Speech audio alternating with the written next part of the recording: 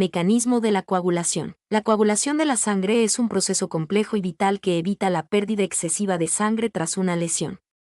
Este proceso se inicia con una serie de reacciones que involucran proteínas plasmáticas, llamadas factores de coagulación, y células sanguíneas, principalmente plaquetas. Fases de la coagulación. El proceso de coagulación se divide en 3 fases principales. Fase de activación. Esta fase se desencadena por la exposición del tejido subendotelial, el tejido debajo del revestimiento interno de los vasos sanguíneos, a la sangre. La activación de la vía intrínseca se inicia por la exposición del colágeno en el tejido dañado, mientras que la activación de la vía extrínseca se inicia por la liberación del factor tisular por las células dañadas. Fase de amplificación. Una vez que la vía intrínseca o extrínseca se activa, se inicia una cascada de reacciones que amplifican la señal de coagulación. Esto implica la activación de una serie de factores de coagulación, que se activan secuencialmente en una cascada de reacciones. Fase de formación del coágulo. La fase final del proceso de coagulación implica la formación de una red de fibrina, que atrapa las plaquetas y las células sanguíneas, formando un coágulo estable. Este proceso es catalizado por la trombina, una enzima que se activa en la fase de amplificación. Vía intrínseca y extrínseca. El proceso de coagulación se puede dividir en 2 vías principales. Vía intrínseca. Esta vía se inicia dentro del vaso sanguíneo por la exposición del colágeno en el tejido dañado.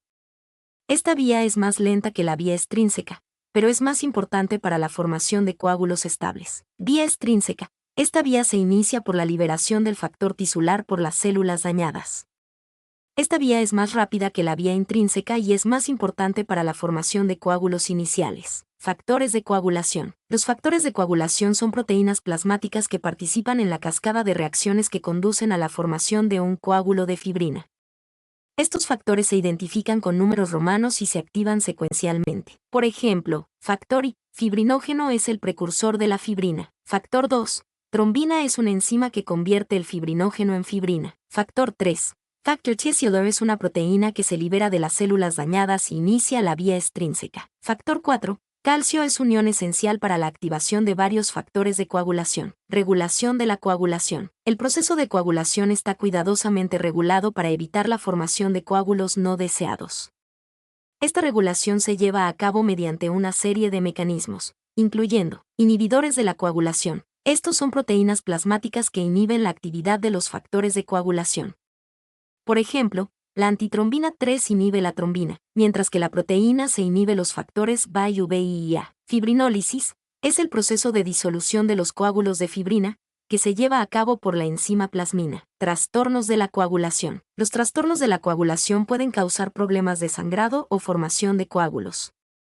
Algunos ejemplos de trastornos de la coagulación incluyen hemofilia. Es un grupo de trastornos hereditarios que afectan la capacidad de la sangre para coagular. Trombosis es la formación de un coágulo de sangre en un vaso sanguíneo, que puede bloquear el flujo sanguíneo. La coagulación es un proceso complejo y cuidadosamente regulado que es esencial para detener el sangrado y mantener la integridad del sistema circulatorio. Hay varios trastornos genéticos que pueden afectar el proceso de coagulación de la sangre.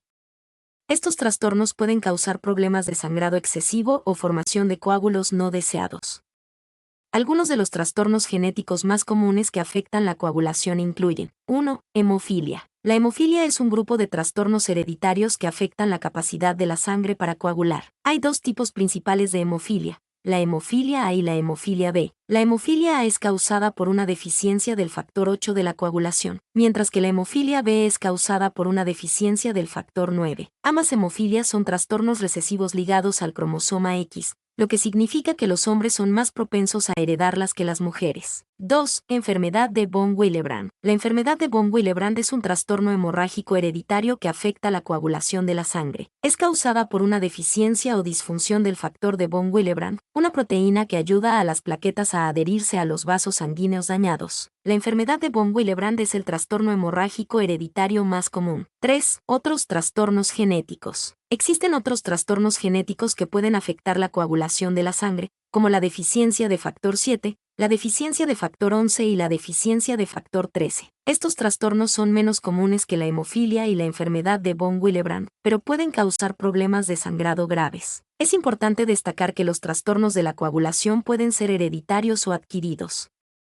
Los trastornos hereditarios se transmiten de padres a hijos, mientras que los trastornos adquiridos se desarrollan más adelante en la vida debido a factores como enfermedades, medicamentos o infecciones. Si tiene antecedentes familiares de problemas de coagulación o experimenta sangrado excesivo o formación de coágulos, es importante consultar a un médico para obtener un diagnóstico y tratamiento adecuados. Mi nombre es Demim, soy tu asistente personal. Estoy aquí para servirte.